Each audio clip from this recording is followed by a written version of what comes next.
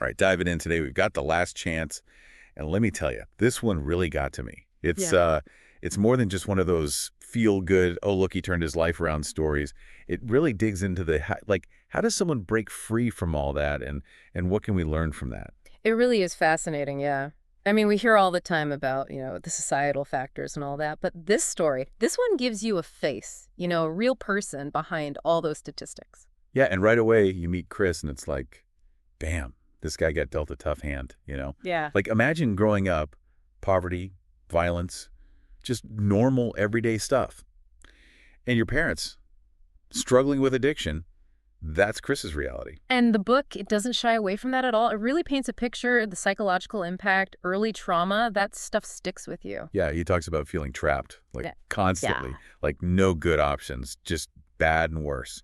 And that leads into the gang, right? Exactly. But it's not, that romanticized gang love, nothing like that. Oh, no. He talks about this need, this desperate need to belong somewhere, to find some power Yeah. in a world where he felt totally powerless. It makes sense, right, when you think about it. Yeah. And he's honest about it, like brutally honest about the violence, the fear, the way it just eats away at you, your sense of self. This isn't some academic study. It's raw, personal. And it all leads to that moment. 22 years old, arrested, 5 years prison.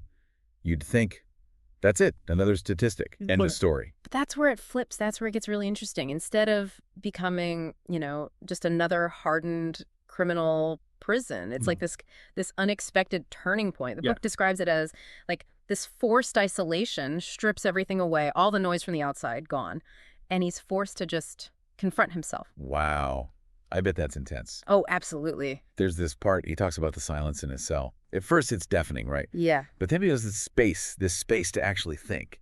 And he starts reading, educating himself, almost like making up for lost time.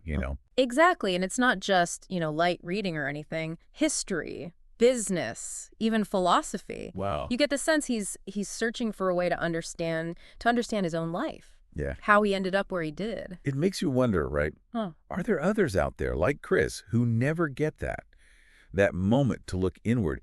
Is it the environment? Or is it something in Chris that let him actually change? It's a question the book wrestles with, for sure. It acknowledges, the system, the issues, the things that lead to people ending up in prison. But it puts a lot on personal choice, on Yeah. agency, Right. Chris, he chose to change, even in that environment. So walks out, GED, head full of knowledge, and just this fire to build a new life. But the world outside, it's not exactly welcoming, is it? No, he talks about feeling like a ghost almost. World moved on without him. He's stuck with this label. Ex-con, jobs are scarce, people looking at him sideways. I can only imagine. Odds totally stacked against him. You can feel that in the book, that struggle. Yeah. So easy to slip back. Oh, But Chris, there's this resilience, just refuses to let the past be all he is. and here's where things shift. It'd be easy to just focus on the barriers, the societal stuff. But the book, it highlights how resourceful he is. Interesting. Picks up construction work, anything just to get by. But you can tell he's looking for something more. Yeah. And then there's this chance encounter, this aha moment, changes everything. What happened? He's at a diner, overhears this conversation, real estate investing, Real estate. and something clicks. Real estate. Keep in mind, no money, no connections, no fancy degree, Right. but he's got this drive, this belief, that he can do something.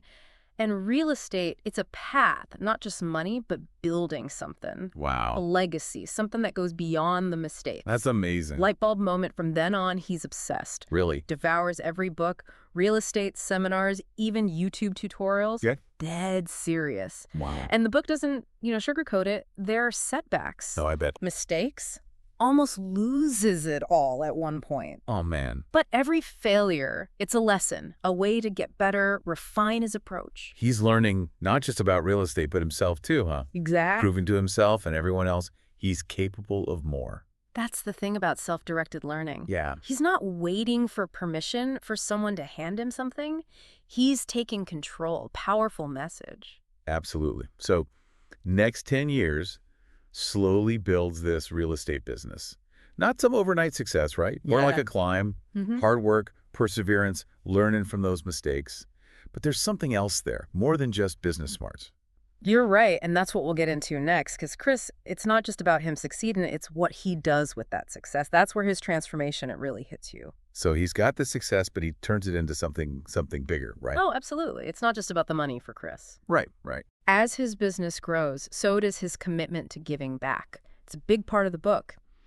How he decides, very intentionally, to hire people from similar backgrounds, you know? So he's offering them jobs, but it's more than that, isn't it? It is. It's like he's giving them a way out, a chance to break free from that cycle, the poverty, the crime. A ripple effect almost. Exactly. One of the most powerful stories in the book is about this young man almost went down the same road Chris did. Wow. But working for Chris, seeing what he built, it gave him hope. This belief that he could change things, you know? It's like Chris is proof, living proof, that second chances, they're not just some nice idea, they can really work. And the book, it even has stats about it. His employees, they have a way lower recidivism rate compared to the national average. That's amazing. So it's really making a difference. Real impact. And it goes beyond just jobs, too, you know? Oh, yeah. It starts mentoring these young men, sharing his story, the good, the bad, everything. It's not just about a paycheck, it's guidance, showing them there's another way. I love that. There's this scene, he's talking to a group, and he says, I made a lot of bad choices, but the worst choice would be letting those choices define me. Wow, that's powerful. It's like he's challenging them. Take control. Write your own story, you know? Makes you think about all the barriers we put up for people who've been in prison. Right. How many crises are out there Mm. with so much to give, but we hold them back? The stigma, the lack of opportunity. It's a tough question. The book brings it up, doesn't give easy answers, you know? Yeah. It talks about the whole system, criminal justice, accountability. Yeah, that's important. Of course. But it also argues for something more, recognizing that people can change, they can be rehabilitated, redeemed. Okay, so we've got Chris, ex-con turned successful entrepreneur, actively working to break that cycle, help others. It's inspiring, but is it something that can be replicated? Is it just Chris? Or is there something we can learn from him, apply it more broadly? That's the million-dollar question, isn't it? And the book, it addresses that in the epilogue. Chris talks about needing systemic change, policies that help people re-enter society, you know, create real opportunities. Yeah. But he says individual action matters too. What do you mean? Like, we all have a part to play. Volunteering our time, donating to organizations that help, even just challenging our own biases, how we think about people who've been incarcerated. Right. He says change doesn't happen overnight, but it starts with each of us choosing to see the potential in others, even when they can't see it in themselves. Wow. It's a call to action. We don't have to wait for someone else to fix it. We can start making a difference right now in our own communities. And that brings it back to the core of the book, right? Yeah. It's never too late for a second chance, not just for individuals, but for society as a whole. That's it. We have the power to create a world where redemption, it's not the exception, it's the norm. I love that. This story, it's not just about Chris's journey, is it? It makes you think bigger, the role we all play in making things more just, more equitable. And that's what makes The Last Chance such a powerful read. It's not just about one guy, it's about hope, second chances, and what we can all do to make a difference. So for you listening, what sticks out? What resonates with you from Chris's story? The willpower to turn his life around, or using his success to lift others up? It's interesting because so often we hear these success stories and it's all about individual achievement, right? Right. But what makes this different, it shows how connected we all are. Yeah. Chris's success, it's not just his, it's the support he got, the opportunities, and how he chose to pay it forward. That brings us to this key moment in the book. I think it sums up Chris's whole philosophy. He's been interviewed for a documentary, and they ask him, what's the most important lesson you've learned? And his answer, it's so simple, but so deep. He says, the most important lesson I've learned is that everyone deserves a chance. Everyone has a story, and everyone has the potential to change. Makes you think about perspective, yeah. Mm. Could have been bitter, the whole thing, Yeah. but he takes it, uses it for good. That's what's different. So many get stuck. That negativity. He doesn't pretend it's easy, but he doesn't let it define him. That energy runs through the whole book. He's making his own destiny. Someone listening feels stuck, weighed down. What's the message from Chris? Change is possible, always. Might not be easy, might not be a straight line, but we can choose a different path. Yeah. His story, it's about resilience, the human spirit, overcome anything, create a better future. Empowering, isn't it? Absolutely. It's like he's saying, look, nothing mistakes, but I turned it around. Anyone can. And it's not just willpower. The book's big on community, people who believe in you, support. Makes sense? Chris talks about his mentors, teachers, friends, stuck by him, even when he messed up. Redemption. It's not a solo thing, huh? Nope, connections, people who see your worth, even when you don't. There's this part. He goes back to his old neighborhood. Yeah. Not as a criminal, but successful. A mentor, hope, you know. Oh, that's powerful. The look on those faces, the possibility, amazing. Full circle for him, but for his community, too. Breaking down walls, stigma, showing them there's another way. That's his legacy. More than just buildings. It's hope, second chances, connection. So wrapping up The Last Chance, what's the thought you leave with our listener? We all have a story, no matter what it is. Messy, complicated, there's potential for redemption.